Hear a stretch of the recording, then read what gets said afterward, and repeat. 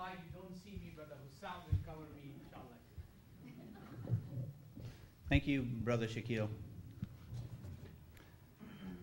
I agree. There's no place I would rather be right here, and I'm honored to be a part of this panel amongst these ladies and gentlemen who are, in my estimation, champions of justice. Assalamu alaikum, brothers and sisters in Islam, ladies and gentlemen. Bismillahir-Rahmanir-Rahim. Awadh billah minash shaitanir rajim. As Brother Shakil had mentioned to you, I was arrested in connection with the Madrid, Spain bombing, May 6, 2004. And I was released almost to the day exactly 3 years ago, or at least the material witness charges were dropped at that point. After I was released and the charges were dropped, the government did something that they rarely do, and they issued me an apology, unlike some of the other brothers and sisters that are here. However, they did it with a string attached, and that was, they said what they did had nothing to do with my being Muslim. To determine whether or not religion played a factor in my arrest, one doesn't have to look any further than the affidavit that was issued in support of my arrest and the search of my home, and my law office, my vehicles. And in it, it said, amongst other things, that my wife was Mona, aka Mona Muhammad, was from Egypt, that I advertised in a Muslim yellow pages, that I represented a Muslim who was an alleged terrorist by the name of Jeffrey Ahmed Battle in a custody dispute, that I had received a call or made a call to a gentleman who was part of an organization in Southern Oregon called El Haramain Foundation. And so I don't know how you can construe that other than the fact that they had also misleadingly said that my fingerprint was 100% matched to one found on a bag in Madrid, Spain, other than that the primary justification for my arrest was being Muslim. But that was 3 years ago. 3 years ago, so where are we today? How far have we come? Today, on May 26, 2007, we're living in 1984.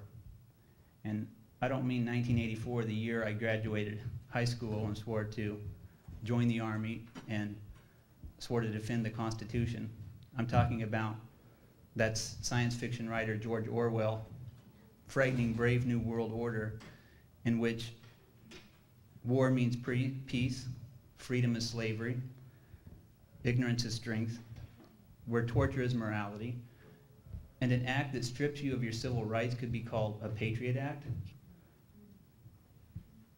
where a war of aggression and occupation could be called, of all things, Operation Infinite Freedom. I sometimes look back to those high school days of my 1984 with fond memories of how fortunate I was to live in a country that valued freedom, individuality, creativity, and a day when voicing your displeasure to the excesses of the government was the American way, not a label of subversion or suspicion as it seems it is today. But I have other not so pleasant recent memories, such as my anger and frustration with the passing of the Material Witness Statute in 1984, the Omnibus Counterterrorism Act in 1995, the Patriot Act of 2001, the Military Commissions Act of 2006, and all this whittling away at our civil liberties with the conversely increasing growth of our secret government, our secret services, the CIA, the FBI, the NSA, and now Homeland Security. And by the way, secret government means no accountability. I remember my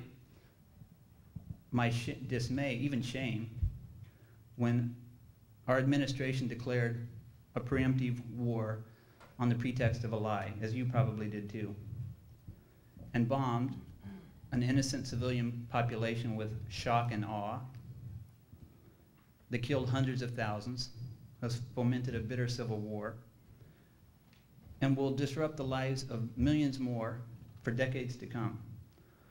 And all this for what? Why? Justification of the corporate war machine, the military-industrial complex. Those who would stand in the way of this machine risk getting thrown under its wheel. And I'm talking about people like Captain James Yee, who's sitting here before you, or Abdul Jabbar of Holy Land Foundation, or Lila's father, Samuel Arion. I'm talking about people like Lieutenant Aaron Watada in Fort Lewis, who refused to serve in Iraq on the grounds that it's an unjust war, otherwise an exemplary soldier. He'll serve anywhere else. I'm talking about people like Lynn Stewart, the attorney who was accused of too zealously representing her client. And I'm talking about those accused wrongly of terror, people like Kareem Kabrudi, Abdul al-Mardudi, Sami al-Hussein, Osama Awadallah, Mohammed Salah, and the list goes on and on and on. I personally have dark memories of stifling paranoia of being monitored, followed, bugged, surveilled, watched, targeted. For what? For my outspoken criticism of the government, for simply doing my job, which is to help defend others who can't defend themselves, give them their right to be heard their day in court, and mostly for choosing simply to worship freely as a Muslim. There are, my friends, subversive elements of our government who've made great strides in chipping away at our basic rights, such as privacy, freedom of religion, freedom of speech, freedom from restraint, the right to counsel to the accused, the right not to be accused without probable cause that a crime has been committed.